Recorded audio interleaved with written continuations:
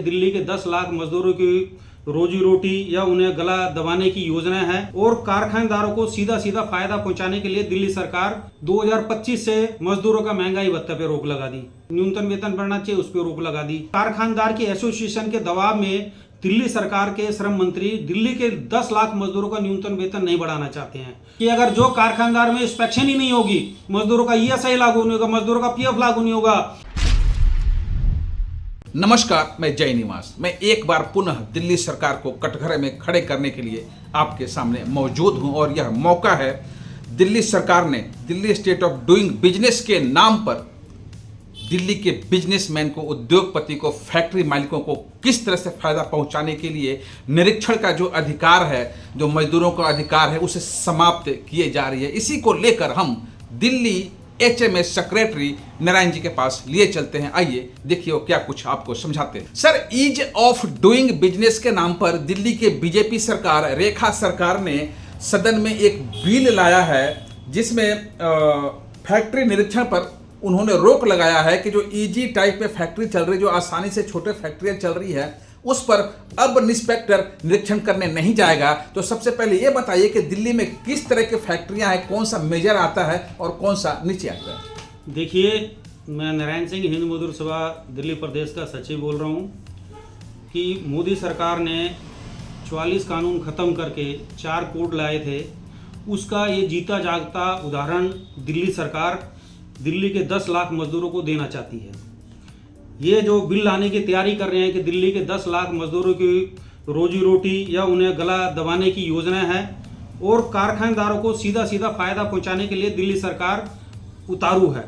आपको मालूम होना चाहिए कि दिल्ली के अंदर 10 लाख मजदूर काम कर रहे हैं और दिल्ली सरकार ने सबसे पहले, दिल्ली सरकार के जो श्रम मंत्री है कपिल मिश्रा है, उसने सबसे पहले क्या करा कि 1 अक्टूबर 2025 से मजदूरों का महंगाई भत्ते पे रोक लगा दी। उसके बाद उन्होंने क्या कर दिया, अप्रैल के अंदर, अप्रैल 2026 में न्यूनतम वेतन बढ़ना चाहिए, उस पर रोक लगा दी। तो ये खाली कारखानदार की एसोसिएशन के दबाव में दिल्ली सरकार के श्रम मंत्री दिल्ली के 10 लाख मजदूरों का न्यूनतम वेतन नहीं बढ़ाना चाहते हैं।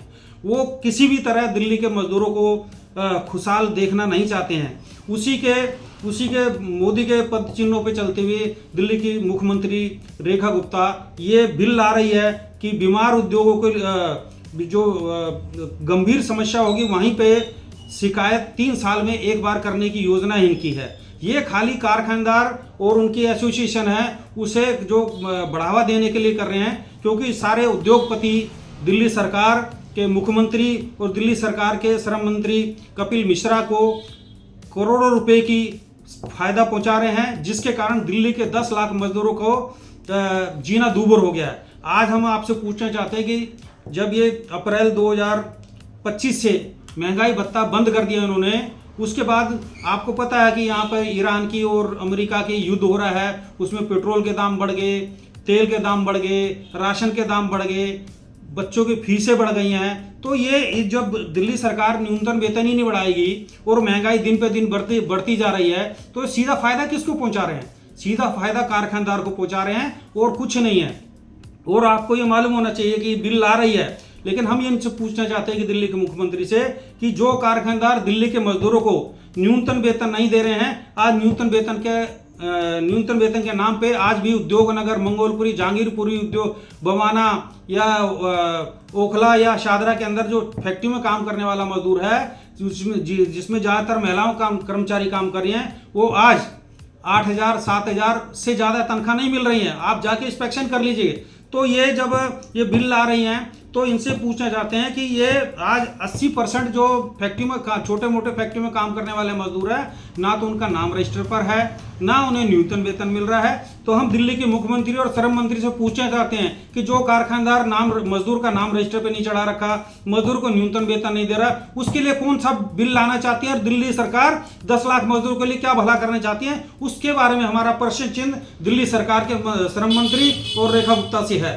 जैसा आपने कहा कि दिल्ली के श्रमिकों को यहाँ के कपिल मिश्रा श्रम मंत्री ने पिछले दिनों मिनिमम वेज में जो बढ़ोतरी हुई है वो नहीं देते, वेतन भत्ते में जो बढ़ोतरी है उस पर रोक लगा दिया है। इससे दिल्ली के मजदूरों पर क्या फर्क पड़ेगा? और जैसा कि आपने कहा कि न्यूनतम वेतन के नाम पे कई फैक्ट्री दिल्ली में चल रहे हैं जो 7,000, 8,000, 10,000 तक देते हैं और इससे ज़्यादा नहीं जाते हैं, तो इस पर सरकार को क्या एक्शन लेना चाहिए और ये कानून आ जाने से इन मजदूरों पर क्या विकट स्थिति आने वाली है? देखिए, उससे सबसे बड़ा नुकसान दिल्ली के जो फैक्ट्रियों में 8,000, 10,000 काम करने वाला मजदूर है वो वैसे ही पिसता रहेगा। कारखानदारों को सीधी छूट मिल जाएगी, जैसे कारखानदारों को एक लाइसेंस मिल जाएगा कि जो मजदूर काम कर रहे हैं 8,000, 5,000 पे जो काम कर रहा है वो भैया करते रहो, जिसे नहीं करना चाहिए कहाँ शिकायत करनी है जाके कीजिए। ना तो हमारी लेबर कमिश्नर सुनेगा, ना दिल्ली के श्रम मंत्री सुनेंगे। तो हम पूछना चाहते हैं कि अगर जो कारखानदार में इंस्पेक्शन ही नहीं होगी, मजदूरों का ESI लागू नहीं होगा, मजदूरों का PF लागू नहीं होगा और जिन मजदूरों को न्यूनतम वेतन नहीं मिलेगा, तो उसकी 3 साल के अंदर ये कानून लाना चाह रहे हैं कि 3 साल इंस्पेक्शन, 3 साल के बाद इंस्पेक्शन होगा।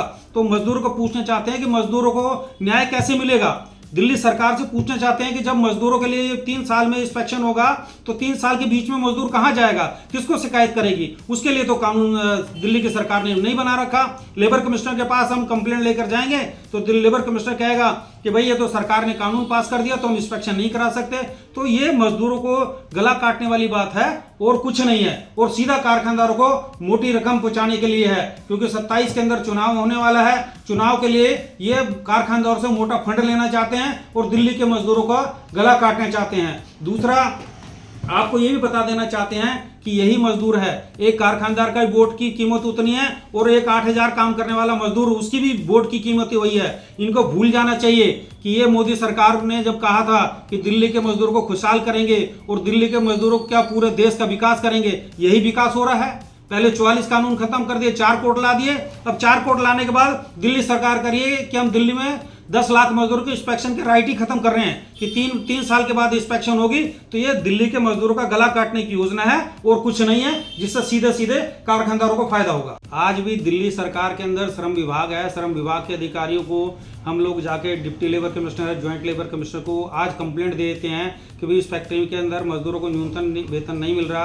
तो आज के टाइम में जाके इंस्पेक्टर जाके विजिट कर लेते हैं, लेकिन ये बिल आ जाएगा तो लेबर कमिश्नर वगैरह हमारे को सीधी छूट दे देंगे, भाई इंस्पेक्शन करने का राइट ही खत्म हो गया है। ये राइट किसके लिए है? हम शिकायत मजदूरों की कर रहे हैं। मजदूर अगर हमारे पास शिकायत करने आएगा, ये दिल्ली के ट्रेड यूनियन को खत्म करना चाहते हैं, दिल्ली के मजदूरों का अधिकार खत्म करना चाहते हैं। ये बिल लाकर मजदूर का गला काटना चाहते हैं, जिसके खिलाफ हम जिस दिन ये बिल लाएंगे उस दिन हम विधानसभा का घेराव भी करेंगे। जितनी फेडरेशन है हमारी, इसका विरोध करेंगी। आज आपको मालूम है कि चाहे केंद्र सरकार हो चाहे दिल्ली सरकार हो, पूरे देश के अंदर किसान और मजदूरों ने इसका विरोध किया हुआ है। दिल्ली के श्रम मंत्री और दिल्ली की रेखा गुप्ता जी और देश के प्रधानमंत्री को ज्ञात होना चाहिए। आज छात्रों के बारे में सारे, चाहे संघ के लोग हों, चाहे बीजेपी के लोग हों, चाहे जो भी विपक्ष के लोग हों, सारे हैं छात्रों की बातें कर रहे हैं। लेकिन सब छात्र आए कहाँ से? किसान और मजदूर और जो उन्हीं के तो बेटे हैं। अगर जो किसानों को अगर रहेगा, मजदूरों का गला काटा जाएगा, तो हम अपने बच्चों की शिक्षा कहाँ से पढ़ाएंगे?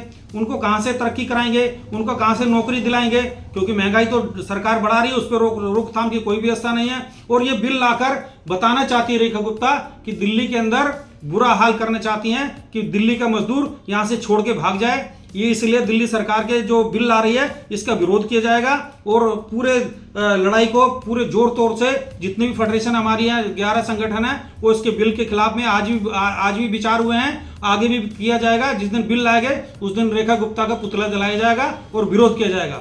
इसी मुद्दे को और अन्य श्रमिक कई मुद्दों को लेकर आज जंतर मंतर पर किसान क्षेत्र के 12 फेडरेशन और ऐसे ही ट्रेड यूनियन के 12 फेडरेशन के लोग मौजूद होकर अपनी विरोध प्रदर्शन किया। उसमें आपने भी मौजूद थे, क्या कुछ देखा और क्या कुछ हुआ, बताइए अपने दर्शकों को। देखिए, ये दिल्ली सरकार को जगाने के लिए जो प्रदर्शन था पूरे देश के अंदर था, हर राज्य के अंदर था, हर लेबर कमिश्नर के यहाँ पे था, उपराज्यपाल के भवनों पे था, सारी जगह था और दिल्ली के जंतर मंतर पे था। दिल्ली के जंतर मंतर पे करने का मकसद है कि दिल्ली सरकार को भी जागरूक करना चाहते हैं और देश के प्रधानमंत्री को जागरूक करना चाहते हैं कि देश का किसान और मजदूर एकजुट है। अगर उनकी आवाज को दबाने की कोशिश की गई तो ये चुप बैठने वाला नहीं है। उसके लिए बड़ा आंदोलन होगा। उसके लिए कोई भी मजदूर आज कुर्बानी करने को तैयार है। हमारे संगठन के जो बड़े नेता हैं, वो राष्ट्रीय नेता है, ये सारी समस्याओं को गंभीरता से ले रहे हैं। उसके लिए बड़ा आंदोलन शुरू किया जाएगा, उससे पीछे हटने वाले नहीं है। सरकार जितना मजदूरों पर दमन करेगी उतना हमारा मजदूर जागेगा और उतनी हमारे मजदूर एकता दिखाकर दिल्ली सरकार हो चाहे बीजेपी केंद्र सरकार हो, उसके खिलाफ हम जागरूक होकर आंदोलन करेंगे। उसके लिए पीछे हटने वाले नहीं है।